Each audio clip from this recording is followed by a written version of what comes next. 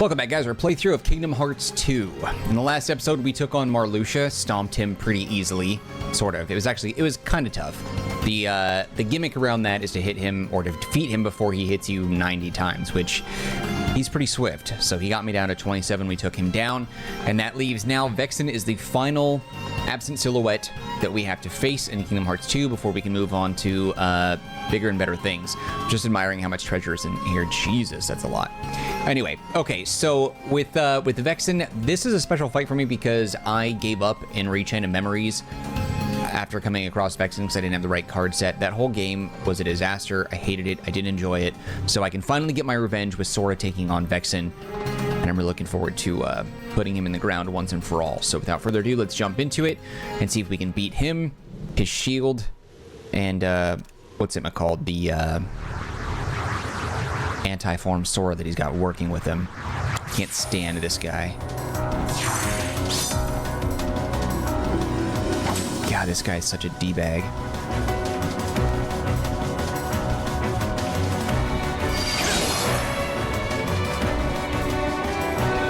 I'm gonna just pound him into the ground.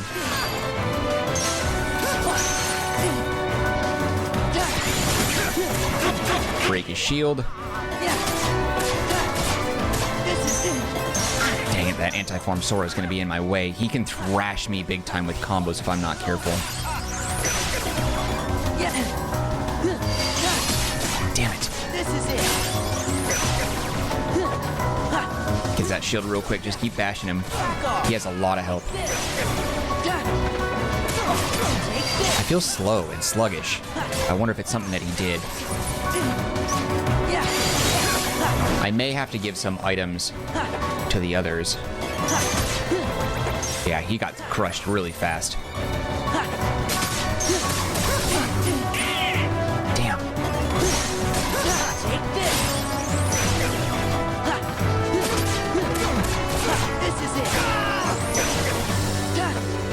Damn it. He doesn't lock onto him. I wonder if that's what the effect is here. Or maybe it's the camera angle. I don't know. It just feels weird. Oh, well, we're stomping him. I'm not worried about it. He's going to get more difficult. Yeah, I got to take care of Sora. The anti-form thing. He is nasty. And he gets stronger over time as well. Damn it.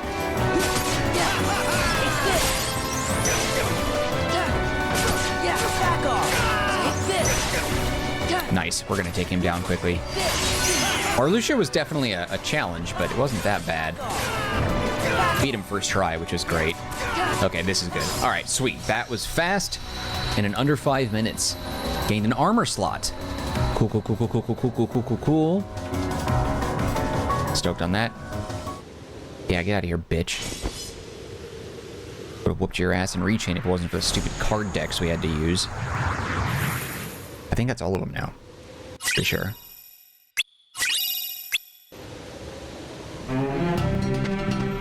Cool. Let's get out of here. All right. So now that we've taken care of that, man, that was the fastest I didn't expect it to be that quick. I need to go back to the Pride Lands. So the Pride Lands I found is like the best way to level up.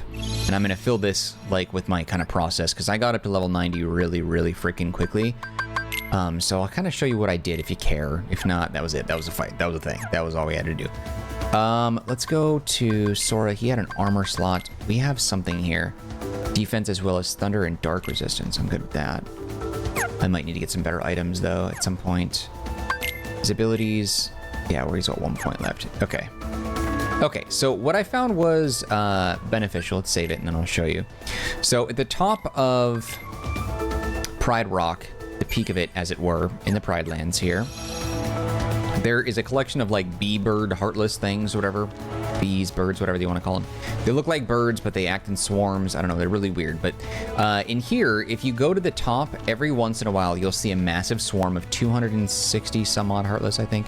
Something like that. If you don't see it, you just go back to the King's Den and quickly turn around and go back to the peak, and then they'll eventually show up. Sometimes they'll be back to back. Sometimes it'll be, oh, you know what? Damn it, I'm not going to get the bonus. We'll leave a second. Sometimes they'll be back to back. I've seen 3 swarms back to back to back before. So I found that to be extremely useful. What you also want to do is make sure that you have like the experience gains ability. What is it called? Let's take a look. I forget what it's actually called. Let's see.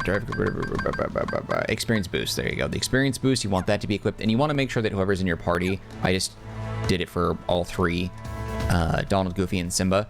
You want to make sure that you turn off anything that they have for healing and change their attack style. So like if you go to, where was it? How do we do this? Oh, you know what? It's in Customize. That's right. So if you go to Customize and you go to Donald, you can go ahead and change their battle style to Sora attack. While Sora attacks, party members will support him. That means that they don't attack anyone on the field at all unless Sora's already attacking them first. But because we're so strong, we can wipe out the enemies in a single hit mostly, sometimes 2 hits. These particular Heartless anyway. So have those things turned off and disabled, and make sure that you change their battle style, as it were, to focus on what Sora is doing first so they don't kind of stray. Use the Gull Wing as well. If you have it, you can get it from the 3 Lady Fairy types over in Hollow Bastion or Radiant Garden or whatever from Final Fantasy X2. They give this to you, and then it boosts your experience gains 100%. So there's 1 here. We're going to leave. We're going to come back. I also took away all healing items from them so they don't like start healing me, because the idea is that the Gull Wing Keyblade will heal you, or sorry, will give you the experience boost if you have like, maybe it's roughly about 30% of your health. I'll show you. So like right now, if I hit these and kill these things with the Gull Wing, it doesn't do anything. Like it doesn't, there's no benefit to the Keyblade. I jump and that draws them near me. So they'll start to attack you, and they need to bring your health down to roughly, maybe, well, you'll see it. There's a spot, there's like a certain threshold of health where he'll go from like that smiley face to like blinking critical, like he has very, very low health. It's actually just after that. So just after where it starts to critically like blink or alert or beep or whatever in your face. So right here, we're probably good. I think it's like right around his little necklace. Okay, so I'm okay now. So now if I start hitting, instead of the 42 experience points, it'll be 3 times the amount at, what is it, like 136, 126 rather? Wait, is it? No. So it's not quite 3 times. No, is it? Yeah, it is. It's exactly 3 times. Okay, sweet. Yeah, so it is 3 times. So you get 3 times that. You'll notice that it's still 126 points each, 126, 126. And so we're not in critical condition anymore. Still getting 126, still 126. So it's right around like the little crown icon thing in his keyblade, or his keychain rather. Necklace, keychain, I don't know, whatever. It's hard to talk and concentrate at the same time. So it's like right here. So any second, it's going to go from 126. See, now it's at 42. So it's like right there. So then all you got to do is just take more damage, rinse and repeat. And you can basically get around just under 30,000 experience per run fighting these guys. So now I'm good. If I start swinging again and start knocking them down, I'll get 126 points each. So that's kind of the idea. So that's all you got to do. You don't have to wait for the critical thing. I just do that because as you're knocking these guys around, you start getting more and more like health orbs. So you see my health going up before I even hit the ground because I'm collecting them as I'm smashing them to pieces in the air. Speaking of that, you also want to disable anything like, I think, Jackpot. Jackpot gives you more drops, more orbs, and more money and more magic and stuff. If you do that, if you have that on, you'll get like way more health drops, and your health will fill up really, really quick, and it slows you down in this process. Because every time your health gets to that certain point like it is now, you have to like take some damage, bring it back down, rinse and repeat. So I try to go as low as I can without being in like careless mode. If I get hit once, then I'm dead. So I try to just take as much damage within reason, just like that. And Jackpot is also an ability that can be had on I think all the characters. So you want to just turn it off for everybody. Okay, so now it's a little bit too close for comfort. So just start swinging, smashing away. Now the other thing is what's weird is these swarms act very, very oddly.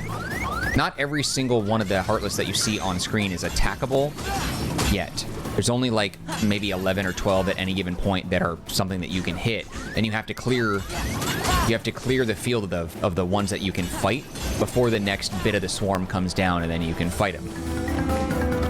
But the stronger that you get, the faster you blow through these guys. One hit, one hit, one hit, one hit, one, bam, bam, bam, bam, bam, bam, bam, bam. But the swarms, as they start to like spawn in, it starts to pull you a little bit towards the entry point here to the den. And that can screw you up if you don't pay attention, because what'll end up happening is you'll end up losing the swarm. You'll be swinging in the air, and it'll be automatically like moving you towards the next enemy, and it'll be inching you towards this den over and over and over again. And then you might accidentally go in the den with like half the swarm still available for a beatdown. And that's happened to me before. Multiple times, actually. So I've had to like smash a bunch of enemies and then reposition to the other side of this little like peak platform and then go all over again. I'll show you what I mean in a second. So once you find another swarm, I found it to be about a 10% chance with a fairly often back-to-back chance of them showing up. So one swarm right after another, and occasionally 3. Okay, so now they're here. So if I go here, I jump in, you can see they're a little discolored, like their shadows are visible, so you can tell which ones are background and which ones are not. But as I'm swinging around, just like I'm not even touching the sticks, as I'm just hitting the button, it's moving Sora towards wherever the enemy is, and now it brought me right here. Sometimes it'll bring me too close to that point, and it will put me like right in the doorway, and then I'll end up going inside and I'll lose the swarm and I'll have to start it all over again. Which isn't a big deal, because it's like, it's not hard to get the swarm to come back, but I found this to be super advantageous. And I feel like this is also relevant because Vexen, Marluxia, a handful of these guys in the Apt and Silhouettes, they're not even the hardest enemies that you fight in this game. There's way more of a challenge in later enemies, which we'll get to at a certain point. I don't even know if I'm going to bother doing it personally. But like, I guess there's like a separate rematch with all the Organization XIII members. Like, and I guess someone worded it that Sephiroth is about as challenging as the weakest member of Organization XIII in the rematch. And then after that, there's, not after, but there's another enemy, an enemy named Will, who is even stronger than the toughest like Organization XIII member. But there's a cheese to beating him. Okay, so I'm at full health. I wasn't paying attention because I was talking, so I gotta take some damage. So I'll probably fight Will. I don't know what you get out of it. I don't know if there's a Keyblade with it. But like, I've already done it. I've already beaten the main story, like, campaign quest line or whatever. And it shows 3 Keyblade warriors. I had to look up and see who they were, because I thought it was Riku, Sora, and Kairi, but it's not. It's 3 other characters that will be explored later on in the franchise, I guess. But the armored warriors that use the Keyblades, who look really freaking cool, are 3 other characters. And I believe one of them is a certain character that has a variant of himself. I don't know if there's like a nobody version of him or what it is, but Will is basically he's connected to one of those people. I don't think Will is is a Keyblade warrior who wears the armor, who's in this game at Castle Disney, who is like incredibly powerful, and he looks just like those other Keyblade warriors, but I think he's like a nobody or like some other version of one of the characters that we saw. I'm not sure. There's like a relationship between someone named Terra and someone named Will. I don't know the like specifics of it. No spoilers. I'm assuming if you're gonna leave a comment, you want to explain to me what that means, and I appreciate that, but like, don't spoil it for me. I'll spoil it for myself if I want it spoiled, but I don't really know more beyond that. So really, you just he's the most challenging enemy that you have to fight, and it's important to be at like max level for that. But I also need to max out not just like the overall experience levels, but I also need to max out like the drive form things too, all of them. But there is like a cheese to fighting Will, I guess. As the hardest enemy, there is a combination that you can stun lock him with, and like right when the battle fights, and I'm gonna do the battle at some point, so you'll see it. But essentially, there's a certain combo right when the battle starts. If you do a combo, a certain particular combo, it'll stun him, and then he won't be able to hit you. He can't block it, and he can't retaliate. And if you just rinse and repeat, and just keep going, go, then you'll end up defeating him. Because I'll tell you right now, I certainly do not have the skill to beat him any sort of like non-cheesy way. Like, it's still a legit fight. Like, you're not cheating. At least I don't think so. But it's a simple way where he just can't react. So, I don't know. Just a thought. But anyway, so yeah, so that's it. We took out the absent silhouettes. Sephiroth is my next target. I don't think I need to get to level 100. But I do know that I'm going to need all the help that I can get. Okay, so I'm past the health threshold, and I really want that Fenrir Keyblade. That is like my favorite Keyblade that Kingdom Hearts has ever had, and I want it.